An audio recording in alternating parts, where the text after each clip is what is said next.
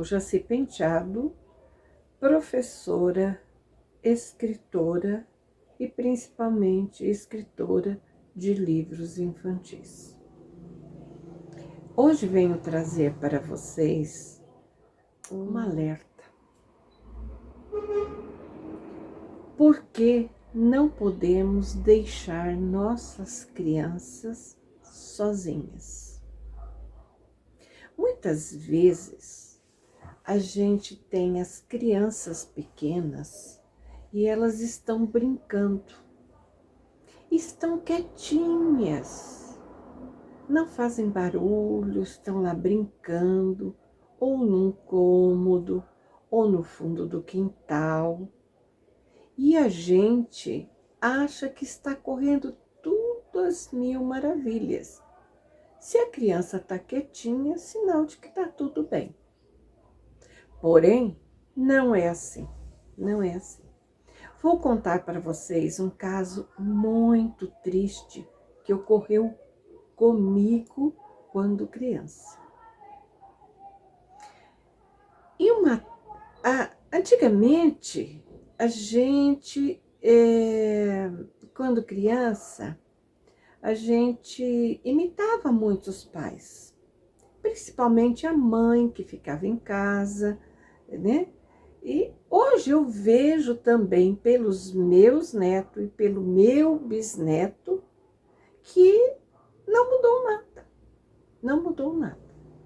As crianças imitam o pai, o avô, a mãe, a irmã mais velha. Então, a vida é de imitação, né? E eu tenho visto aqui com o meu bisneto, ele tem uma maletinha de ferramentas, que são ferramentas plásticas. E ele brinca como se fosse o avô dele consertando uma roda, o pneu do caminhão, querendo fazer com que se conserte alguma coisa. Ou que ele está fazendo uma comida do restaurante. Ele pede uma pizza, então ele brinca, estão telefonando, aqui é o restaurante, o senhor quer que mande uma pizza assim e tal, tal. Na minha época, quando criança, também brincávamos assim. E um dia, aquele dia foi trágico, trágico demais. Antigamente, as crianças, as meninas, as mulheres, as senhoras, usavam saias longas, quase lá nos pés. E as crianças não eram diferentes. Então, a gente usava aquele vestido comprido, bem rodado, cheio de babados, né? E a gente gostava muito de brincar de casinha no fundo do quintal.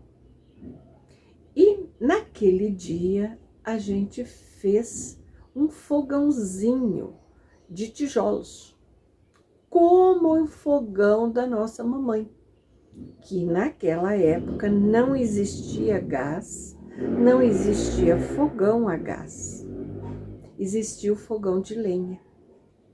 Então, estávamos brincando, eu, mais 2 meninas e um menino. Aí, a gente começou a brincar de fazer comidinha. E eu, como era um pouquinho maior do que as outras duas, eu virei a mamãe que ia fazer compra, né? Naquela época não existia supermercado, né? Malmente, em algumas cidades, existia quitanda, mas a maior parte eram hortas. Então, eu saí para ir à horta, e a horta seria o quintal no meio dos matinhos.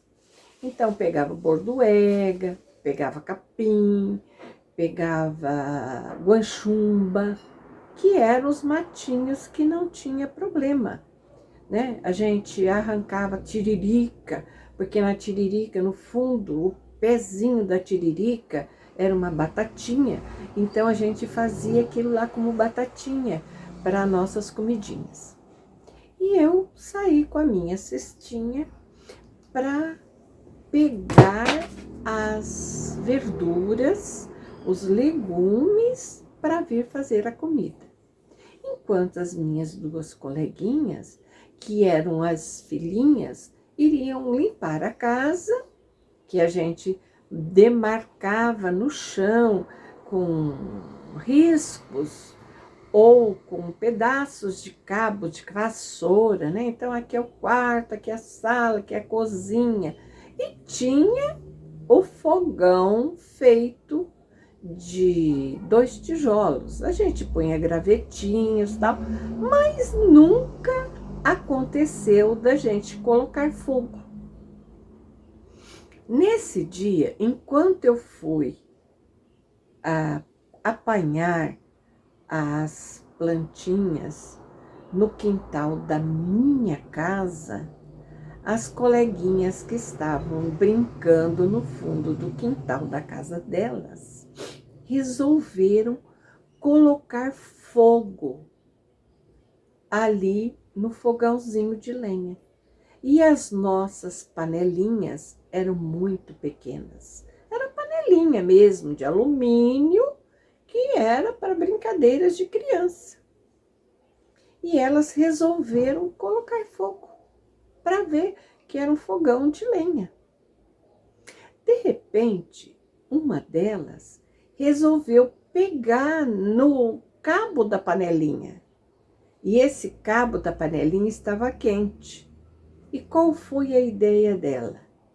A mamãe sempre pegava um pano ou muitas vezes o avental para pegar a panela quente. E não teve dúvida, essa minha amiguinha levantou a sainha e com a saia foi segurar a alça da panelinha, o cabo da panelinha. Vocês imaginam o que possa ter acontecido? O fogo pegou na saia da menina e aquele fogo foi consumindo e a menina saiu gritando, correndo, até que um vizinho viu e veio e jogou a menina no chão, na areia, para apagar o fogo. Mas, infelizmente, o fogo tinha subido pela roupa e queimou a parte do umbigo da menina. Nessa época, 1952, no interior de São Paulo, não existia recursos médicos, assim como em qualquer outro lugar. Infelizmente, minha amiguinha veio a falecer. Isso foi um trauma na minha vida, muito grande. Até hoje, nos meus 74 anos, eu me lembro com muita tristeza deste fato. Então, eu sempre vivo falando para todos: criança quieta é sinal de perigo. Então, não devemos nunca